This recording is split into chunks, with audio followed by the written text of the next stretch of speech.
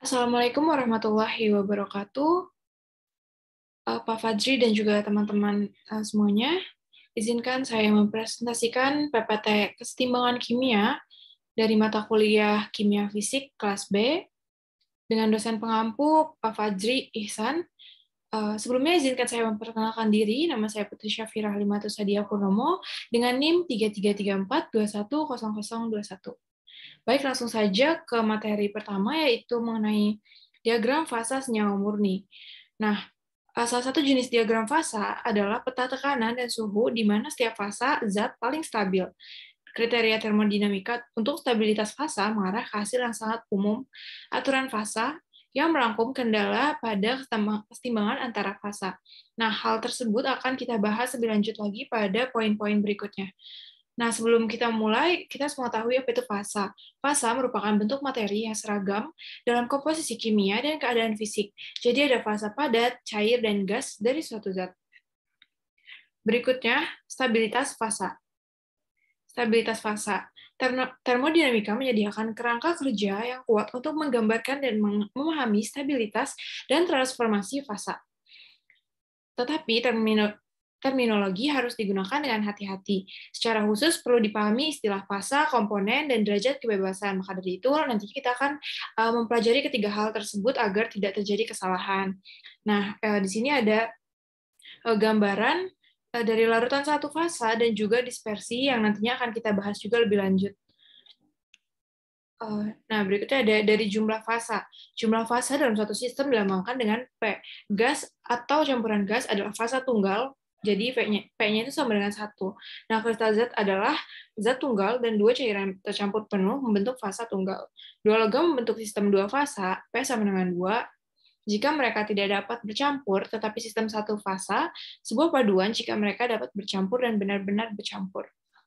Berikutnya ada transisi fasa. Transisi fasa, konversi spontan dari satu fasa ke fasa lain. Nah, itu merupakan pengertian dari transisi fasa. Nah, berikutnya transisi fasa terjadi pada suhu transisi karakteristik untuk tekanan tertentu. Dan mendeteksi transisi fasa juga tidak selalu lurus ke depan gitu. Nah, berikutnya ada transisi fasa ini menggunakan analisis termal untuk mendeteksi transisi fasa. Nah, lalu ada termodinamika, satu proses dan laju terjadinya proses berbeda. Nah, di sebelah kanan ini ada diagram atau kurva pendinginan pada tekanan konstan. Berikutnya ada kriteria termodinamika stabilitas fasa. Semua pertimbangan berdasarkan pada energi gap suatu zat dan khususnya energi gap molarnya. Kuantitas diberi nama dan simbol khusus karena merupakan hal yang penting dalam stabilitas fasa ini. Jadi dia diberi simbol khusus yaitu ini potensi kimia Mu untuk sistem yang terdiri dari zat tunggal, energi Gibbs molar, dan potensial kimia persis sama. Jadi sama dengan Gm. Ukuran potensi yang memiliki suatu zat untuk mengalami perubahan fisik. Nah, ini ada gambar dari dua atau lebih fasa berada dalam kesetimbangan. Nah, ini. Berikutnya ada kriteria termodinamika stabilitas fasa, masih dalam kriteria. Jadi potensial kimia suatu zat adalah satu di satu lokasi dan dua di lokasi lain. Lokasi mungkin dalam fasa yang sama atau berbeda. Ketika jumlah Dn zat yang sangat kecil dipindahkan dari satu lokasi ke lokasi lain, energi gap sistem berubah sebesar min 1 Dn. Ketika material dipindahkan dari lokasi satu, energi berubah sebesar plus Dn. Ketika material tersebut ditambahkan ke lokasi 2, oleh karena itu perubahan keseluruhan adalah dg ini dikurangi yang 2 dikurangi 1 dn. Jika potensial kimia di lokasi 1 lebih tinggi daripada di lokasi 2, transfer disertai dengan penurunan G dan memiliki kecenderungan spontan untuk terjadi. Berikutnya, materi batas fasa. Diagram fasa zat murni menunjukkan daerah tekanan dan suhu di mana berbagai fasanya stabil secara termodinamika. Dua variabel intensif dapat digunakan seperti suhu dan medan magnet. Fraksi mol adalah variabel lain. Garis yang memisahkan daerah yang disebut batas fasa menunjukkan nilai P dan T di mana dua fasa berada dalam keseimbangan dan potensial kimianya sama. Sebuah fasa tunggal diwakili oleh area pada diagram fasa.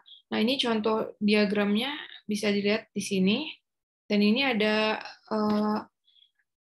gambar dari tekanan uap ya. Sini. Kita akan bahas di poin berikut ini. Nah, jadi sifat karakteristik yang terkait dengan transisi fasa. Pertimbangan sampel cairan dari zat murni dalam bejana tertutup, tekanan uap suatu zat meningkat. Jika bejana terbuka, maka mengalami tekanan eksternal, cairan mungkin menguap dari permukaannya.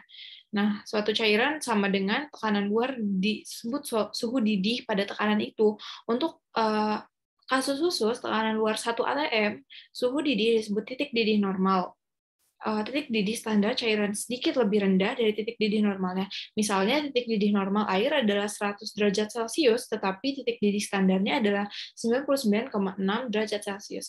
Ada tahap ketika kepadatan uap sama dengan cairan yang tersisa dan permukaan antara dua fasa menghilang. Suhu di mana permukaan menghilang adalah suhu kritis, Tc, zat. Tekanan uap pada temperatur kritis disebut tekanan kritis. Nah, berikutnya ada aturan fasa yang tadi sudah disinggung di awal. Jadi, Pak Gibbs pernah menyimpulkan aturan fasa ini yang memberikan jumlah parameter yang dapat divariasikan secara independen, sementara jumlah fasa dalam keseimbangan dipertahankan. Jadi, aturan fasa adalah hubungan umum antara varians, jumlah komponen, dan jumlah fasa pada keseimbangan untuk sistem komposisi apapun. Masing-masing besaran ini memiliki arti yang didefinisikan dengan tepat. Nah, berikut ada definisi-definisi dari besaran masing-masing besaran. Lalu berikutnya masih di aturan fasa, jadi jumlah derajat kebebasan adalah ini secara sistematis dapat ditulis seperti ini. Lalu ruas kanan disederhanakan, dapat ditulis secara sistematis seperti ini. Lalu ini ada implikasi dari aturan fasa untuk sistem satu komponen.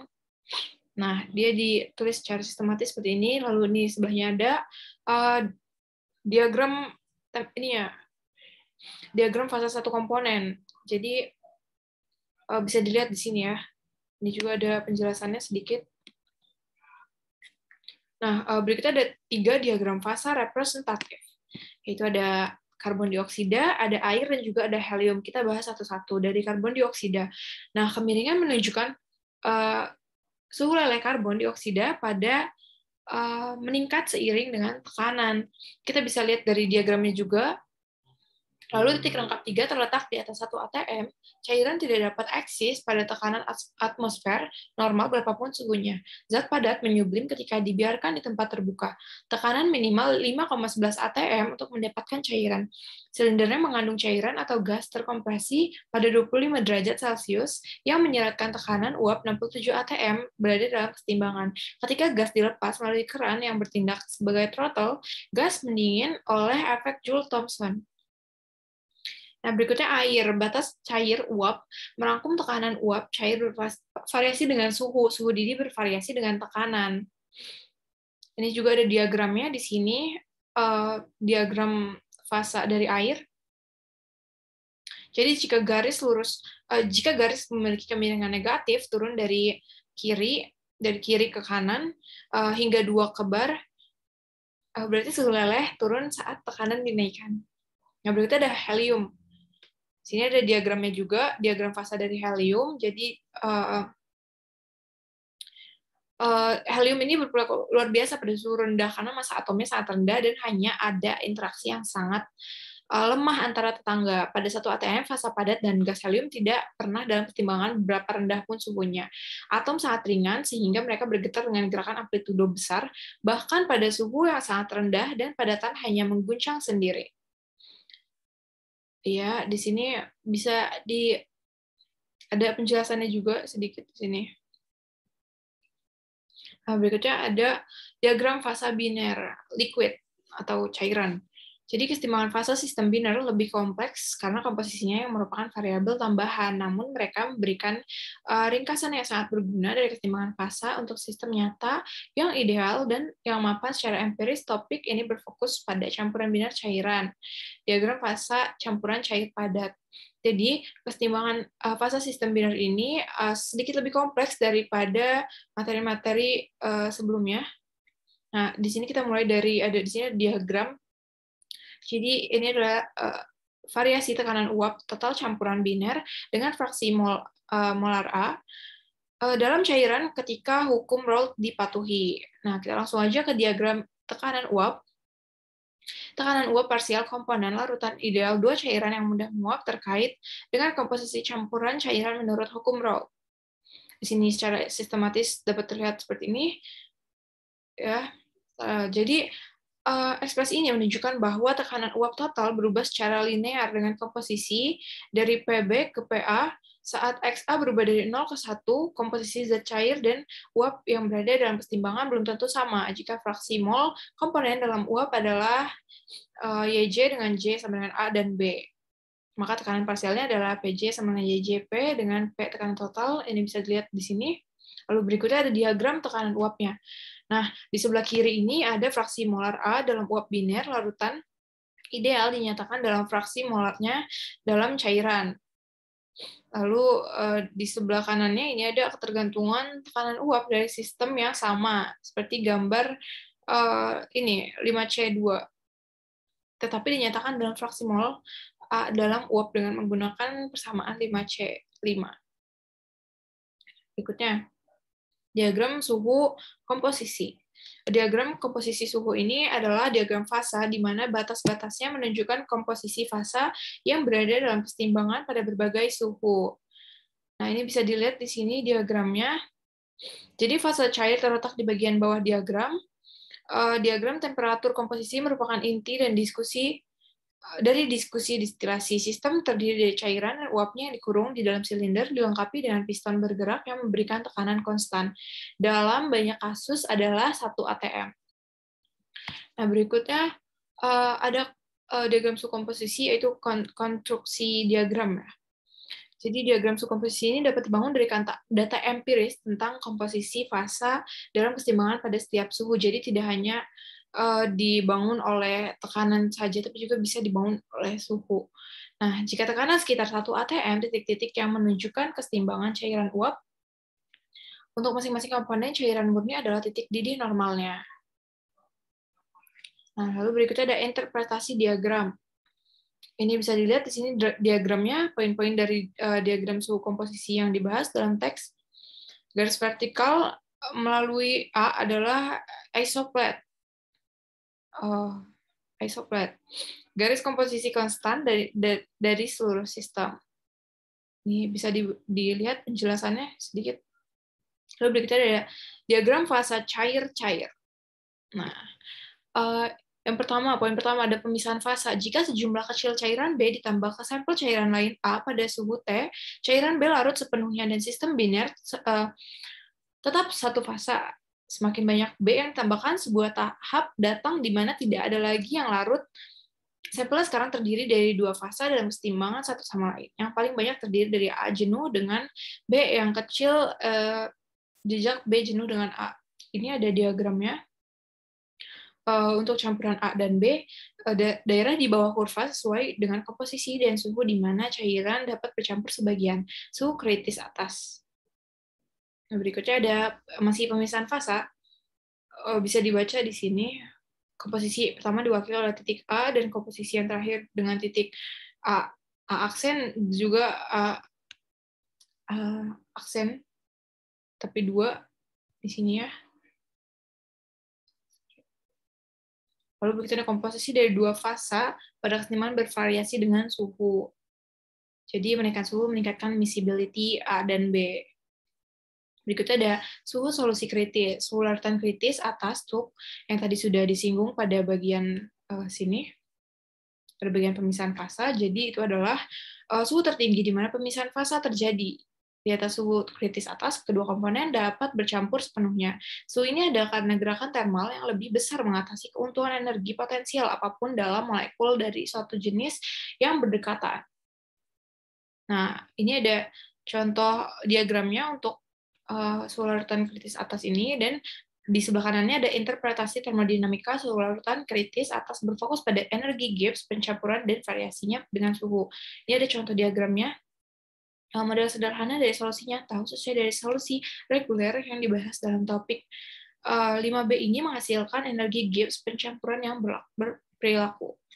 Nah, berikutnya, destilasi cairan yang dapat bercampur sebagian. Ini ada contoh diagramnya. Ini uap, ada cairan, ada liquid di sini.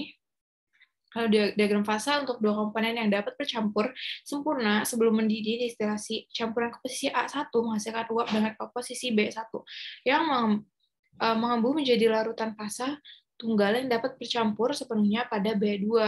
Pemisahan fasa hanya terjadi bila distilat ini didinginkan ke suatu titik di daerah cair dua fasa seperti B3.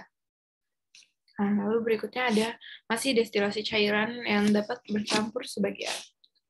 Jadi tidak ada suhu larutan kritis atas disilat yang diperoleh dari cairan awal komposisi A1 memiliki komposisi B3 dan merupakan campuran dua fasa. Satu fasa memiliki komposisi B3 dan yang lain memiliki komposisi B aksen 3. Ini ada diagramnya. Mole fraction. Sini juga ada penjelasannya sedikit. Sebuah sistem DE1 membentuk dua fasa yang bertahan dengan proporsi yang berubah hingga titik didih DE2. Uap dari campuran ini memiliki komposisi yang sama dengan cairan. Lalu ini ada referensi yang saya gunakan. Ya, itu tadi presentasi dari saya. Sekian. Jika ada kesalahan, mohon dimaafkan.